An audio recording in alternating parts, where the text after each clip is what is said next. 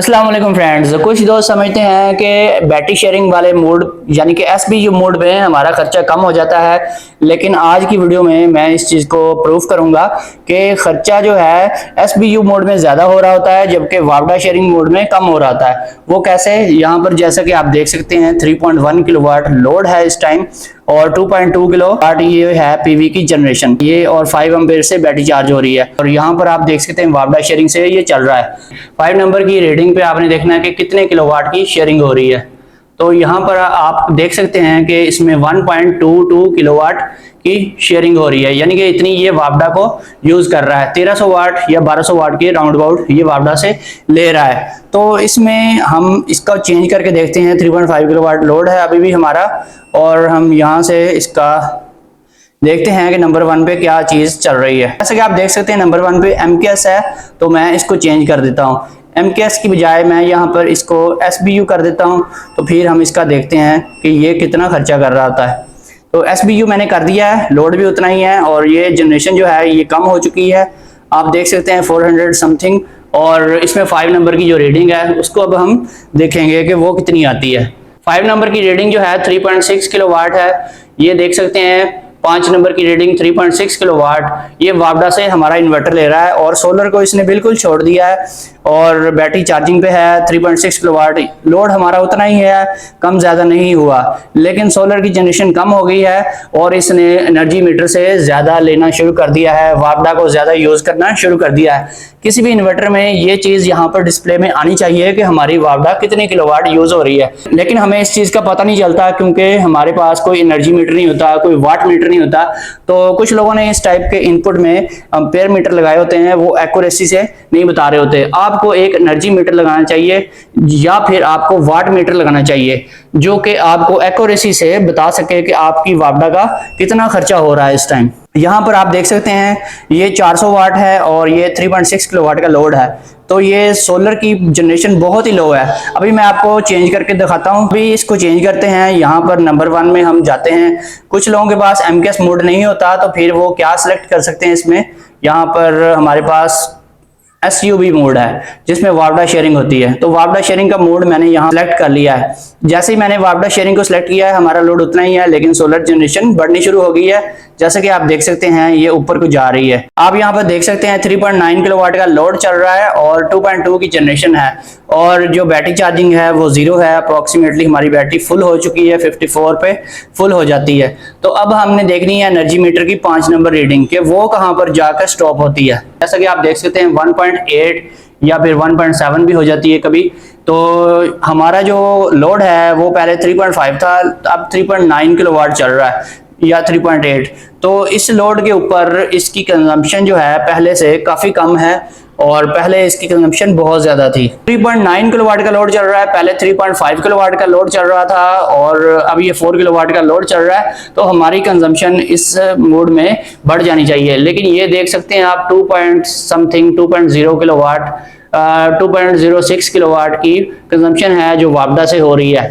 तो अभी लोड जो है हमारा 4 किलोवाट है। अगर हम लोड को कम करेंगे तो इसकी कंजम्पशन मजीद कम हो जाएगी। अभी मैंने 1500 वाट का लोड कम कर दिया है। लोड सिर्फ 2.5 किलोवाट का है और हमारी जनरेशन 2.2 किलोवाट है।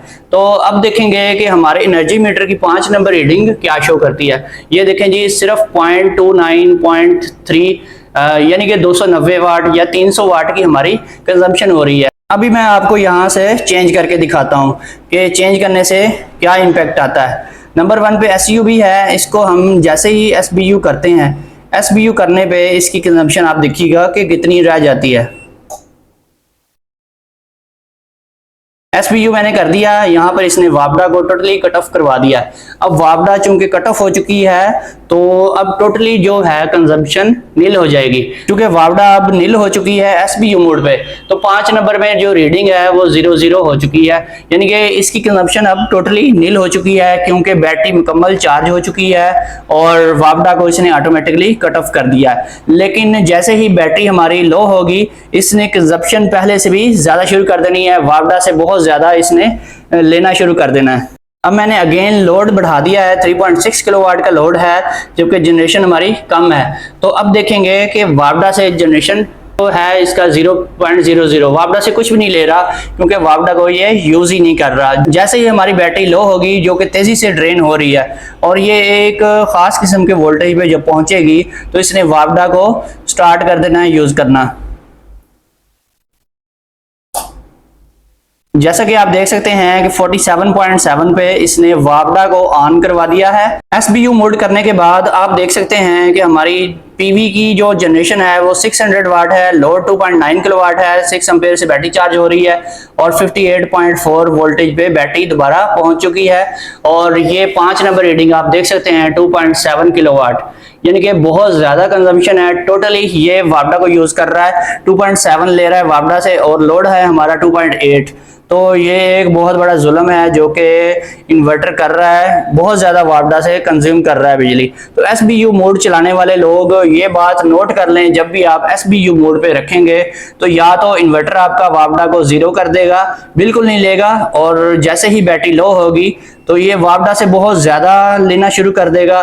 टोटल जो लोड है वो वापडा के ऊपर बाईपास करवा देता है। SBU मोड में इसने बैटरी को फुल करवाना होता है, इसलिए टोटल लोड उठा के वापडा पे डाल देता है और जो सोलर है हमारा वो सिर्फ और सिर्फ बैटरी को चार्ज कर रहा होता है। अब मैंने इसको MKS पे रखा है तो आप देख सकते हैं सोलर की परफॉर्मेंस भी काफी बढ़ गई है और लोड 3 किलोवाट का है और 5 नंबर पे 1.4 किलोवाट इस टाइम ये वापडा से ले रहा है और ग्रेजुअली डिक्रीज हो रहे हैं। ये यहाँ आप देख सकते हैं लोड अभी भी 3.1 किलोवाट है और जनरेशन हमारी बढ़ चुकी है और 5 नंबर रीडिंग आने ही वाली है। ये आप देख सकते हैं 1.16 किलोवाट, यानी कि बहुत कम ले रहा है, ये शेयरिंग से यूज कर रहा है। जितना लोड है, एक्स्ट्रा लोड जो है इसने शेयर कर लिया है अपने एनर्जी मीटर से वापडा से, और सारा लोड इसने नहीं डाला। 3 किलोवाट का अगर लोड सारे का सारा इस पे वापडा के ऊपर डालता तो आपका बहुत ज्यादा नुकसान था, उसमें खर्चा बहुत ज्यादा होना था। अगर 1 घंटे तक 3 किलोवाट का लोड चले तो 3 यूनिट्स कंज्यूम हो जाते हैं। तो अभी इसमें हमें मैक्सिमम परफॉर्मेंस मिल रही है। SUB मोड रख लें या फिर MKS ऑप्शन सेलेक्ट कर लें, दोनों में वापडा शेयरिंग बहुत अच्छे तरीके से काम करती है